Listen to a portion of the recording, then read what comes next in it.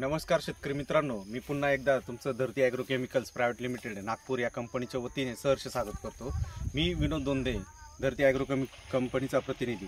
आज आपण गिरणार इथे आलेलो आहे। या ठिकाणी प्रगतशील शेतकरी थिटे भाऊ यांनी धरती कंपनीची संकरित चवळी बबली या वाणाची लागवड केली। आज त्यांचाच अनुभव आपण ऐकूया। भाऊ नमस्कार। नमस्कार भाऊ, तुमचं पूर्ण नाव आमच्या शेतकरी मित्रांना सांगा। माझं नाव सोपान बबन थेटे, गिरणारे, तालुका जिल्हा नाशिक। मी धरती या कंपनीची चवळी लावली।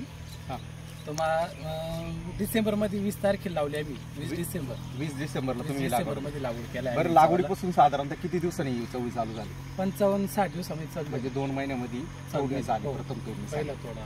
बरं, तुम्ही ही जी लागवड केलेली आहे किती बाय कितीवर लागवड केलेली? ही 10 बाय 1.5 वर आहे। 10 बाय 1.5 वर लागवड केलेली। मध्ये आम्ही आंतरपीक पण काढलं होतं। आंतरपीक काय घेतलं तुम्ही? धने वगैरे आम्ही कोथिंबीर काढली। कोथिंबीर काढली। म्हणजे तुम्ही या प्लॉटमध्ये 2 पिकं काढली। 2 पिकं काढली। बरं, काय वाटतं तुम्हाला या वाणाबद्दल?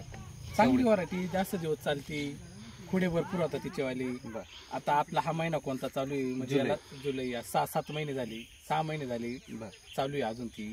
अजूनही तिचा सेंडा चालू आहे। म्हणजे अजूनही ती 5-6 महिने अजून चालू, म्हणजे वर्षभर तुम्ही चालवणार? मेहनत घेतली तर ती केवर पण चालू शकते. चालेल। बरं बरं। आता रोगराईचा विचार करता इतर वाणांच्या तुलनेत काय वाटलं तुम्हाला? रोग याच्यावर कमी, रोग खरोखर कमी आहे। कारण आम्ही बघतो ना, फक्त याला लाल कोळी वगैरे थोडे एखादा हलके सारखे जरी हात दिले तरी कंट्रोल होऊ शकतं। म्हणजे लिप मायनर वगैरे जे आहेत, नागाळे वगैरे, तुम्ही ते साधे कीटकनाशकांनी मारले तरी ते करून जातात।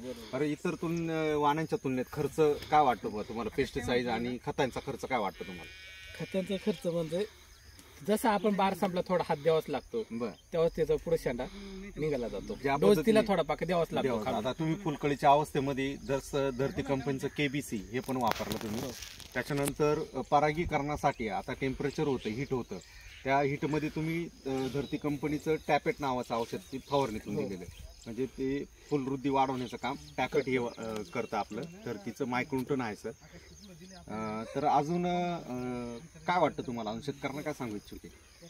ही व्हरायटी चवळी इतर मालापासून सुद्धा लावली तरी चांगलीच चालेल। फक्त एवढंच आहे का, जशी दुपती काय राहती तशी हे चालूच राहतं, बंद राहणार नाही। बरं, तोटा होणार नाही, फायदाच होणार। फायदा 4 महिन्यातून 2 महिने जरी बाजार सापडली तर तिचा पैसा होणारच, कारण ती चालती जास्त, थोडी जास्त होते तिचा वाली। बरं, आता हे जे क्षेत्र किती लावलेलं आहे तुम्ही?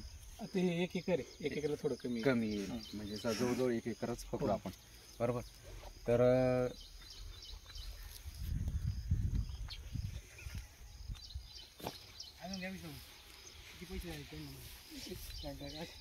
बियाणे कृषी विकास बीज भांडार नाशिक, बियाणे कृषी विकास बीज